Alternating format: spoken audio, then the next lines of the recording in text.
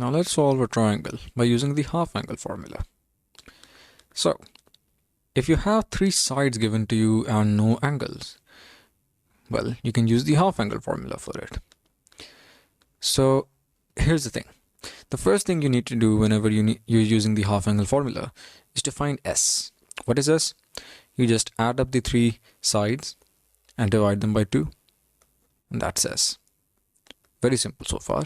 In this particular case, it's 11.5, right? By the way, by looking at this, you can see that it's an equilateral triangle because it's not an equilateral triangle, it's an isosceles triangle because it has two equal sides, right? And two equal sides mean two equal angles as well. So let's see. It says that S minus A is equal to 11.5 minus 7, obviously because A is 7. So that gives you 4.5. So you have S minus A. S minus B is also 4.5 because B is also equal to 7. S minus C is 11.5 minus 9, so 2.5. So now you have these three values, S minus A, S minus B, and S minus C. Now, tangent of alpha by 2 is equal to S minus B over S minus C over S into S minus A. This is just a half angle formula you'll have to memorize, right? There is a derivation for it, but we'll not get into that right now. Tangent of alpha by 2 is equal to S minus B into S minus C over S into S minus A whole under root, right? So alpha is basically the angle that is opposite to A and between the sides B and C, right? So you replace those values, you already found out all of these values, and basically you get this 0.4663. Now take the tangent inverse of this to get alpha by 2, which is 25 degrees, right? And alpha is obviously equal to 2 into 25, so 50 degrees. Now tangent beta by 2 is equal to S minus C over S minus A over, S minus C into S minus A over S into S minus B whole under root. Now you can see a pattern between tangent of alpha by 2 and tangent of beta by 2, right? What's that?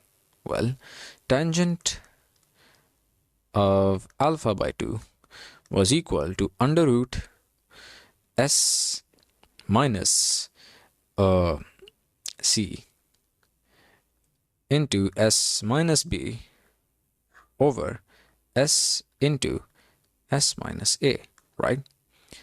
Now the thing is, in the numerator, you basically subtract S from, you subtract the two sides that make up the angle itself from S and multiply the results and divide that by S into S minus the angle that is opposite, the side that is opposite to the angle, right?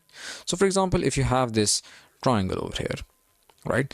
This is the angle alpha, this is the angle beta, this is the angle gamma, right? So the angle opposite to the side opposite to angle alpha is A, the side opposite to beta is B, the side opposite to gamma is C. Now tan alpha by 2 is equal to S minus the first side that makes up the angle beta, which is C, into S minus the second side that makes up the angle alpha, right? So C, and the second side is B. So S minus C into S minus B over S into S minus the side that is opposite to the angle alpha, which is A, right? Similarly for beta by 2, under root S minus the first side that makes up beta is C into S minus the second side that makes up the angle beta, which is A. So S minus C into S minus A over S into S minus the side that is opposite to the angle beta, which is B, right? So this is the relation so far. And so in this case, tangent of beta by 2 is 0.4663. And hence, let me just rub this off, right?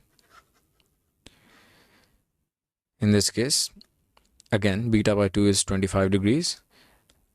And so beta is also 50 degrees, which again proves the point that this is indeed an isosceles triangle.